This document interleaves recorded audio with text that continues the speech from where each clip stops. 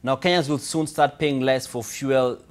That's with the cost of storage tanks for petroleum products reducing by close to 50%. Speaking before the National Assembly yesterday, KPC Managing Director Joe Sang said that in June this year, before the storage tanks, became operational, the country's demurrage costs were at an average of 154 million shillings, while last month this cost was dropped to 79 million shillings.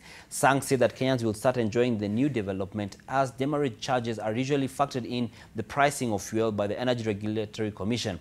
Currently, tank owners charge marketers a penalty that adds to about 1 shilling per litre due to insufficient storage. This happens 5 months after the Kenya Pipeline Company constructed 4 storage tanks with a capacity of 133 million litres at a cost of 5.3 billion shillings.